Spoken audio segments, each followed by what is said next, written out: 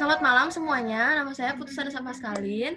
Sekarang kita sudah kedatangan 3 orang passerby yang bisa kami tanyakan untuk pendapat di HCI kami, tugas HCI kami. Oke, perkenalkan kelompok kami. Yuk, Nin. Perkenalkan, nama saya Muhammad Anindyo. Perkenalkan, nama saya Handini. Oke, jadi sekarang kita mau berterima kasih dulu kepada Cynthia, Kak Vina, Sinta, karena udah mau disita waktunya sebentar buat kami. Jadi tujuan kami menginvite ke teman-teman kami ini karena kami sedang meredesain sebuah aplikasi yang sebenarnya aplikasinya tuh udah ada terdeploy di Play Store, tapi kami tetap meredesain supaya terlihat lebih user friendly, begitu.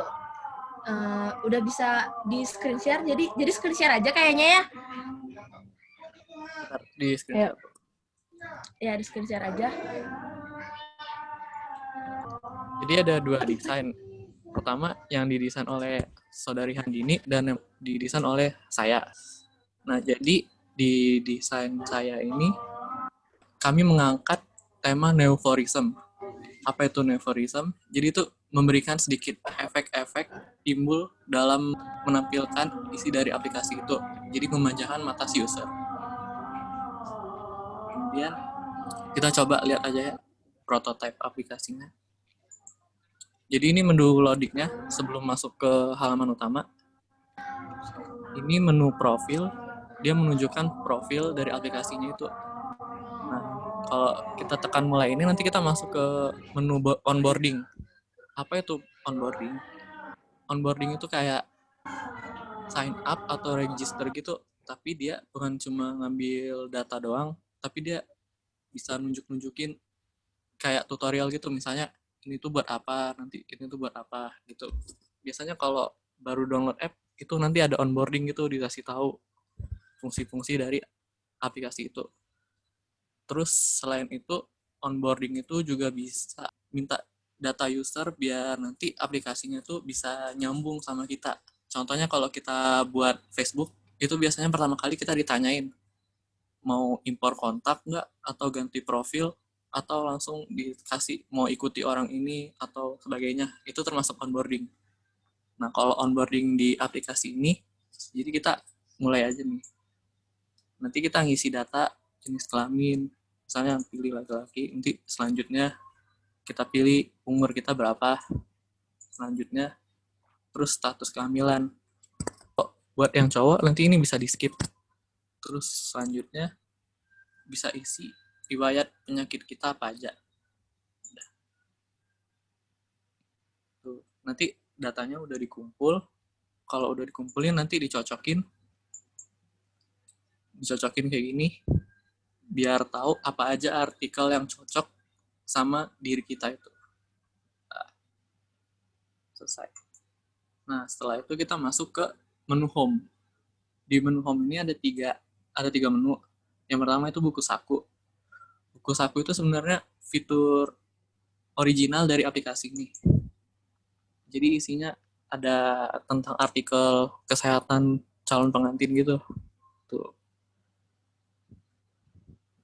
Kita coba buka yang persiapan pernikahan. Nah, di dalamnya ada subtopik lagi. Kita coba buka filosofi pernikahan. Nah, masuklah ke dalam artikelnya. Terus kita tekan tombol home, balik lagi ke home. Kita coba layanan hamil, cek layak hamil. Jadi di sini kita ngecek apakah kita layak untuk hamil atau enggak. Maksudnya buat user perempuan.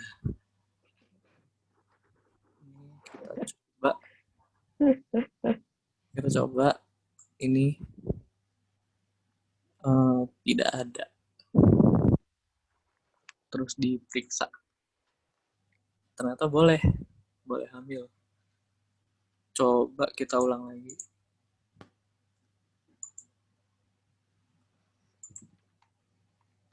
Gimana kalau kita isi data sebagai penderita talasemia? Kira-kira boleh nggak ya? Wah, ternyata nggak boleh, disaranin tidak boleh untuk hamil karena ada penderita talasemia. Nah, terus kenapa? Tinggal pencet aja selengkapnya. Nah, nanti keluar artikel talasemia itu apa. Ya. Kemudian kita balik lagi ke home. Fitur ketiga itu rekomendasi, itu balik lagi ke yang tadi. Artikel yang sesuai buat untuk kita tadi. Selesai. Nah, mungkin itu aja, Bu, dari saya. Makasih. Makasih Anin udah mau presentasiin. Sekarang untuk desain kedua dari Handini yang bikin. Jadi kalau untuk desain saya itu, saya mengangkat temanya simple, sederhana, dan pasti. Berbeda dengan desain sebelumnya, desain teman saya, kan kalau dia kan pakai onboarding, kalau saya enggak. Jadi dia loading langsung kayak gini bentuknya. Habis itu kalau udah langsung masuk ke home.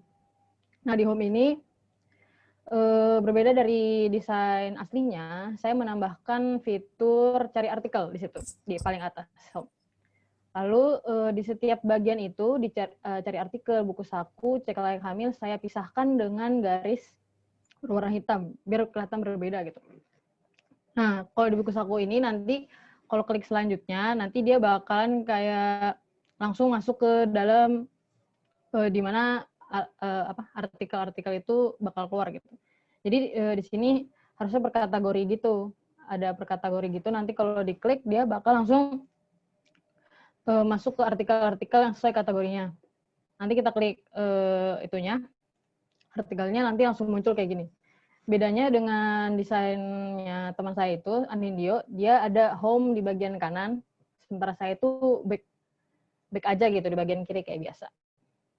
Nah, kan udah nih. Nah, tadi kan di bawah home itu ada cek layak hamil. Nah, cek layak hamilnya itu saya simpel aja sih. Cuman kayak gini aja biasa. Itu biasa aja.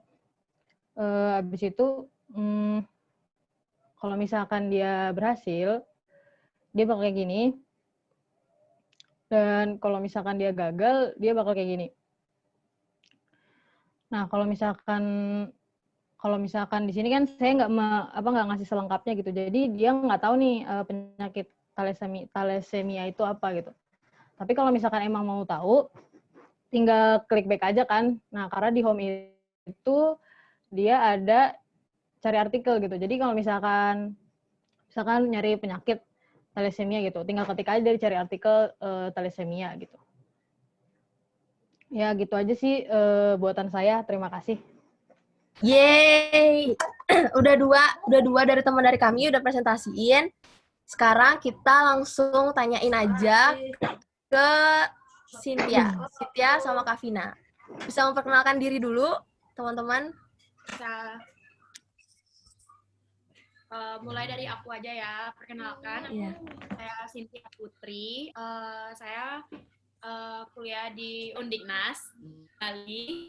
Jadi di sini aku baru semester 3 dan mengambil jurusan akuntansi. Di sebelah aku di sini ada kakak ipar aku.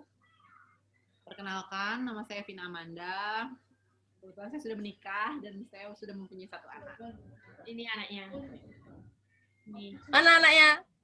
Oh ini. Udah. Banget dikunjir. Ya. Bisa dikasih tahu pilihan di antara dua kandidat dari Anindio dan Aweng. Yang mana?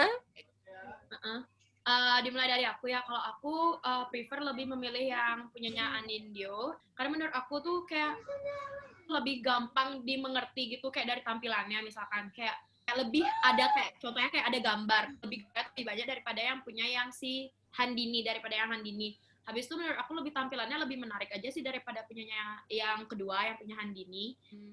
Dan kayak misalkan kayak tadi itu kayak mau di back gitu juga lebih gampang. Pokoknya lebih gampang gitu lah cara pakainya. Dan menurut aku juga suka karena kayak membantu terutama buat perempuan gitu loh. Kalau misalkan kayak kita nih kayak mau mempersiapkan diri untuk ke pernikahan misalkan. Ya kayak gimana sih biar kita tuh kayak tahu kayak biar nggak salah ke depannya kayak gimana, kayak lebih bisa mempersiapkan diri gitu sih dari sekarang kayak gitu, jadi lebih tahu aja gitu sih menurut aku. Jadi karena banyak artikel-artikel yang bisa membantu untuk dibaca gitu ya, Kak Cynthia. Untuk dari Kak Vina mungkin? Kalau menurut dari Kak Vina sendiri sih, secara garis besar sama kayak punya Cynthia. Cuma karena Kak Vina ini kan orang awam, jadi nggak ngerti tuh desain-desain gitu. Jadi menurut Kak Vina lebih prefer ke punyanya Anindyo. Soalnya menurut Kak Vina tuh sangat user friendly. Karena setiap Kak Vina ngeliat tombol-tombolnya itu jadi kayak lebih gampang aja gitu, lebih puas, desainnya juga bagus. Terus gradasi sama warna ilustrasinya itu kesannya lebih apa ya, lebih futuristik aja gitu loh. Terus apalagi rencananya kan Kak Vina udah merencanain anak kedua nih. Jadi aplikasi ini ngebantu banget sih kalau ada di Play Store di download. Wah, makasih banget ya feedbacknya, Kak. Ya. Ingat jangan lupa download aplikasinya ya, nanti di Play Store. Oke, lanjut. Makasih Cynthia dan Kak Vina. Kita lanjut ke Sinta Febrianti. Perkenalan dulu ya, Mbak. Halo teman-teman, halo mahasiswa-mahasiswa UNJ. Perkenalkan, nama saya Sinta Febrianti dari Fakultas Kedokterannya Universitas Kristen Indonesia, masih semester 1, udah di Jakarta Timur ya. Untuk saya sendiri sih ya, lebih prefer ke punyanya si Anindyo. Karena ya menurut saya punyanya Anindyo ini dia lebih simpel tampilannya. Terus warnanya juga tidak terlalu mencolok ya. Apalagi kalau misalnya untuk orang tua yang matanya agak sakit gitu ngelihat sesuatu yang mencolok kayak banyak warna, itu kan agak susah. Nah, jadi saya lebih prefer ke punyanya Anindyo karena lebih simpel, tampilannya juga enak gitu dilihat. Terus lebih edukatif. Ya, dua-duanya edukatif. Cuma untuk punyanya Handini itu kan harus di back lagi, dan itu tuh agak ribet sedikit. Jadi lebih ke punyanya Anindyo karena udah ada langsung artikelnya, tinggal di klik kayak tinggal diklik kayak gitu.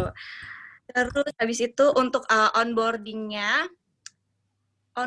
itu penting sih menurut saya ya untuk memberikan identitas yang jelas kayak usianya atau pria atau wanita, itu juga kita lebih jelas untuk mendatanya gitu. Ya udah sih itu aja menurut saya, lebih simpel, lebih enak dilihat, gak ribet, terus artikelnya lumayan enak gitu buat dicari.